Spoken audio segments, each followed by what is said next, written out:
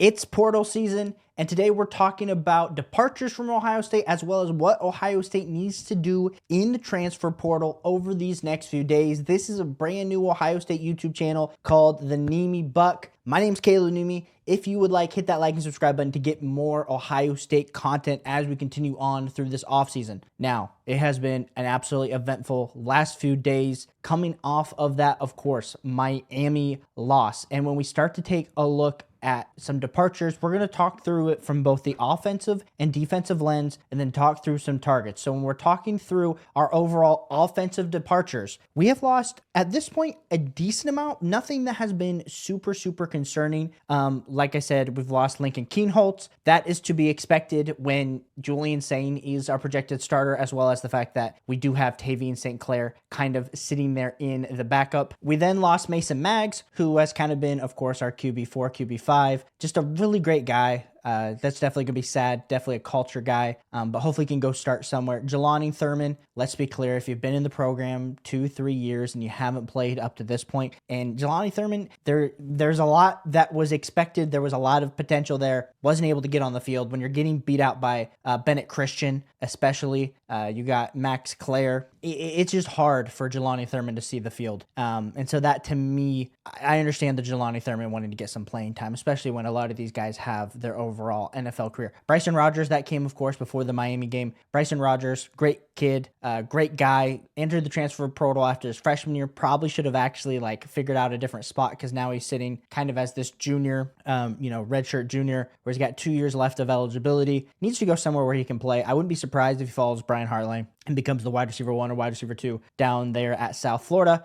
Dorian Williams, Damarion Witten, it's actually crazy. He came in as a tight end, moved into the wide receiver room, was a decent recruit. Of course, hasn't necessarily seen the field or been very predominant on special teams. And then, of course, losing Kema and then Devontae Armstrong on the offensive line. Nothing crazy. Those are some depth pieces. Honestly, the Armstrong twins, they're going into their third year at Ohio State. And if you kind of get to that point, and we're going to talk about this from the defensive lens, where you've been at Ohio State for 2-3 years and you're not looking like you're going to see the field, then you definitely need to take that into consideration. And it's just the new age, this new age of college football. Now, when we move on to the defensive departures, who we've lost: Grant Miss, Logan George, Dominic Kirks, CJ Hicks, Bryce West, Bukari Miles, and then Aaron Scott Jr. Now, let's start it off here. Logan George, Dominic Kirks, CJ Hicks. We desperately need some edge help. Now, do they know something that we don't know, specifically when it comes to maybe Kenyatta Jackson coming back? We also have been flirting with a lot of defensive ends in the portal. We saw CJ Hicks, of course, get redshirted. I think the idea was, hey, we'll redshirt you because we really need you next year. This year, we're pretty good on defensive line depth. I just think CJ Hicks had enough of drinking the Kool-Aid. Can't blame the kid for wanting to go, of course, become a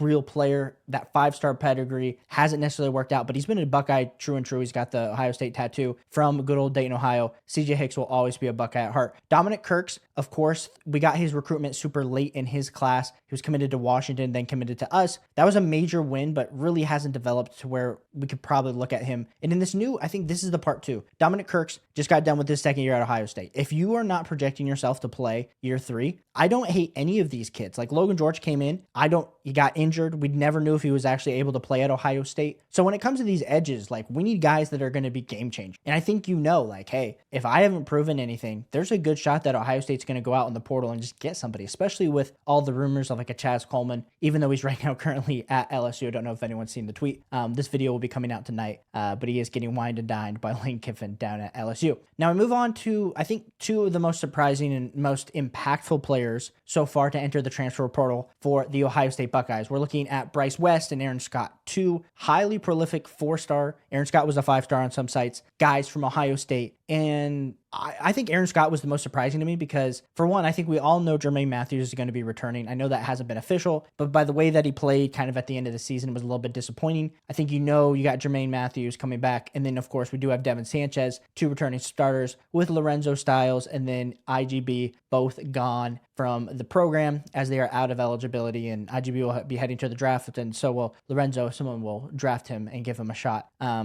Aaron Scott to me was interesting because I think if you looked even back at the spring game, like Aaron Scott had a lot of intangibles where I think you could have made the case that Jermaine, the best three that we had going into next season was going to, of course, be Aaron Scott and Devin Sanchez on the outside, and then Jermaine sliding in to the slot role. Now, with the Aaron Scott departure, this to me means a few things. Number one, it to me means Aaron Scott potentially did not believe that he was going to be in that top three corner, especially with the way that the rumors came out that Kienholz from Auburn, who was a slot cornerback, was going to be taking a visit to Ohio State. Maybe Jermaine does not want to play in the slot, and so he wants to be an outside cornerback. That's where he views himself, and maybe that's where Tim Walton and Ohio State views him. And so Aaron Scott was going to be looking at kind of being the outside guy looking in because he already got beat out by Devin Sanchez with the commitment as a really high prolific 5-star cornerback coming in as a freshman. And so Aaron Scott decided to look elsewhere. And again, we cannot be beating up these kids for being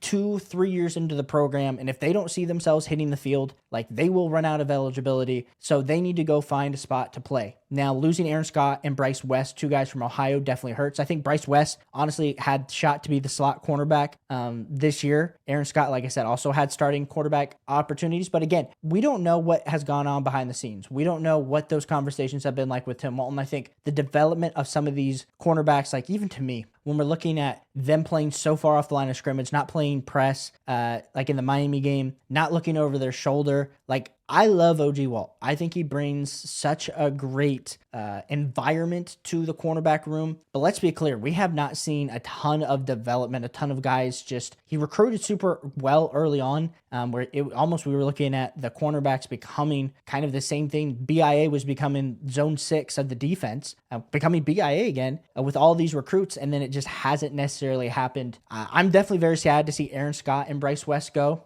But this is currently the landscape of where we're sitting at with all the transfers. Aaron Scott definitely hurt today. But as we kind of take a look at what does Ohio State need in the portal, I think there's going to be a few main things that we're going to have to be targeting. Number one is going to be defensive line. Bo Atkinson, Logan George from last year felt like two major misses that we had. We finally saw, Tyrone Malone finally start to have a good season after, of course, we picked him up in the portal from a few seasons ago. But if we're looking at it, I mean, we're hoping Kenyatta Jackson comes back at this point. King Curry's out of eligibility. You got Edric Houston, who started to come on. Let's not forget Edric Houston was a high 5-star. So having him at defensive tackle is great. But I do think we need a solid 3 technique as well as another defensive end. I think we could, all of us would love to see Chaz Coleman come home. Like I said, kind of earlier on in this video, he's right now being wined and dined by LSU. There's a lot of rumors that Ohio State is not willing to bid the price. And I understand why Ohio State and Mark Pantoni and Ryan Day might be hesitant. Number one, the thing that we don't consider enough as Ohio State fans is the fact that if we were to pay the bag to Chaz Coleman, what does that mean for some of our other guys, like other defensive ends that are also on the come up or other recruits? Like there's always an issue. And I think that's the kind of game when all these guys can kind of be free agents each and every year of not trying to upset the apple cart more than it needs to be. Now, Chaz Coleman, somebody that I, of course, would love to see in the scarlet and gray. John Walker, he's a defensive tackle.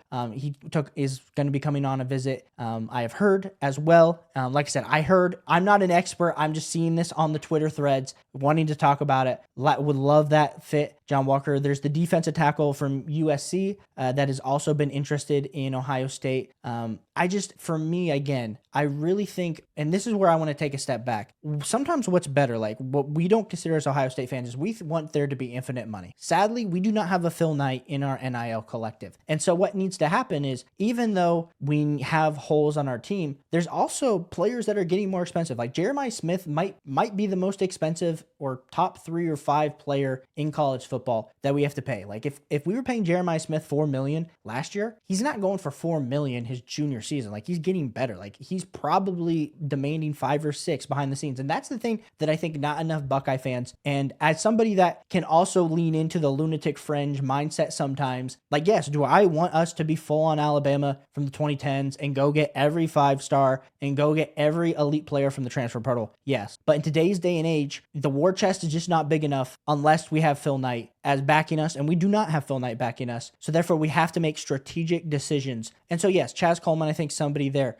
We definitely need to address the cornerback. Of course, we have Kienholz from Auburn potentially in the mix. we're going to have to look at multiple guys because like right now, if you kind of look at our depth chart right now, it's literally Devin Sanchez. It's going to literally be probably Jermaine Matthews, Lee if he ends up transferring here. We got the 2 freshmen, highly rated, Timmons. I don't think we were necessarily planning on him being somebody playing year 1, but he's going to have to be someone, and Thomas as well, Aaron Thomas, potentially be someone that sees the field. Now, we have seen that work out in the past with like really the last freshman to do it and do it decently was Denzel Burke, but you never really want to be expecting a freshman cornerback to kind of take hold. Now, we did see with Miami, the weakest part of Miami's defense was their cornerback room. And I think that could be make an argument. Hey, let's address the defensive line and let's address the linebacker, and we have safeties. Like that could be a move. But I definitely think we need to address cornerback in some sort way of a fashion. And on the same topic, I mean, like offensive line needs to be addressed. I don't know. I think for me right now, and we'll make another video about this in the coming weeks, not even in the coming weeks, sorry, in like the coming days, talking specifically about like where I project the starters for next year right now. I do think Ian Moore needs to be our left tackle. I don't think we can go into next year with Sareveld and Phil Daniels as our tackles. I love Phil Daniels, thought it was great him coming. I just don't think he's athletic enough. Sareveld's definitely not athletic enough. We can deal with it in the Big Ten, but then the moment we go play a big caliber opponent like in Miami, like any of the SEC teams, even like in Indiana, we just start to get eat up. We need elite level tackles, and we saw what Miami was able to do with 2 elite level 5-star tackles, and how that was able to work out. I know we're taking a visit from one of the LSU tackles, but ideally what I think needs to happen is I think Sareveld needs to go back into being a guard, because that's where he's going to be in at the NFL. So I think if you could put Sareveld, let's say you put him at right guard, even left guard, but left guard with Luke Montgomery seems pretty locked down. You still have Carson Hinsman hopefully returning, and then we could be looking at, hey, we just need somebody to come in and play right tackle. But I do think Ian Moore deserves to play one of the tackle spots based on his performance that he's had this season. I think it looked pretty good. Now, we all know kicker. Kicker needs to be addressed. And will Mark Pantoni pay? Will Ryan Day finally realize, hey, yes, we do not need a kicker 10 games of the regular season? I agree with that. But the moment it comes down into crunch time, it's the Big Ten championship, it's the college football playoffs, and we don't have a kicker that can kick, that severely harms us. Now, what a lot of people don't realize is next year, our schedule is absolutely tough. We're playing USC, we're playing Iowa, we're playing Indiana, Oregon, Texas, Michigan, all in the regular season. And so we need to have a kicker that we can trust. And we haven't had a kicker that we could trust. And somehow we still trusted the kicker, even though he had proven Jane Feely not to be great. You know what? Definitely need to address the kicker position. Now, nice to haves. I wanted to add these in. Now, I know we're taking the wide receiver from Texas. We're taking a visit from him. We definitely all would love another running back next to Bo Jackson. I think that's pretty clear. And then, of course, Biles from Pittsburgh, linebacker, everybody loves. Now, I think these are nice to haves because we do have pretty good depth at these positions. Now, wide receiver is interesting. Hopefully, like I said, can we develop Mylan Graham and Quincy Porter and Chris Henry Jr. this season, or do we need to take somebody? We're not getting Cam Coleman, clearly. We're also probably not getting a guy like a Nick Marsh, even as nice as that would be. So for me, I think it's nice to get another wide receiver. It would be great to add to that room. We haven't really done that in the past, but I do think we do need it this season, especially like Brandon Innes wasn't necessarily cutting it up in the slot. Linebacker, like I said, I think going into next year with Pettijohn, with, of course, TJ Alford, Peyton Pierce, those are good linebackers. Like, I don't think they are proven linebackers, but they are good linebackers. I trust James Laurinaitis. He's been able to recruit them. But of course, Biles is a superstar. And imagine if we had Biles and we had TJ Alford or Riley Pettijohn next to him. I mean, we have the same exact kind of setup that we have now, which is absolutely great. Now, the thing that I want to add in to this, and again, we don't know how these conversations are happening. I mean, there's a chance that K-Mac is being heavily pushed to come back from Ohio State. Like, we have seen this in the past when we look back at, of course, the championship run when Emeka Buka, Trevion Henderson, JT Tuimoloau, Jack Sawyer, Denzel Burke all came back, Emeka Buka. They prioritized that retention, and that could be happening right now. Like, in my insane mindset, if Caleb Downs, Arvell Reese, and Caden McDonald all decided, hey, boys, it's time. Let's run it back. If we run it back, but that would take money. That would take major money to get those guys to give up being first-round picks. Now, I believe first-round picks need to go off into the NFL draft, but that would be like that would be something that we're not even thinking about right now. Because if we knew that was the case, and that's why we can't sign Chaz Coleman, so be it. We'll go find somebody else. if we can get back most of our elite level defensive members that could still play. But I just think right now, as a whole, these are the major things that we need to be addressing. And I am not freaking out. I think a lot of people are maybe freaking out currently. I'm feeling pretty good about where we're at. I trust Ryan Day. We just need to get some things tightened up, and I think we can definitely get on a run. Now, the thing is I have been, born in 1997. So I have seen at this point 3 Ohio State national championships. I think the hardest part is if you look from 2015 till now, we're probably talking about an extra 3 national championships that we have, had a shot at. Our team was good enough. But like even this last year, like I think we realized, hey, we weren't as good as Miami at the tackles, but like, hey, if we would have addressed the tackle position, we might have been in a different situation. So definitely excited for that. We'll talk through upcoming coaching changes that Ryan Day's going to need to be adding. Of course, we need an OC, things like that. But let me know what you think of the transfer portal so far, what you think we need to continue to do as Ohio State football to put us back in a spot of actually reclaiming our throne as Ohio State national champions. Appreciate each and every one of you guys for tuning in. Like I said, this is a brand new Ohio State channel. So if you like the content, make sure you hit that like and subscribe button, and I'll catch you on the next one. Peace.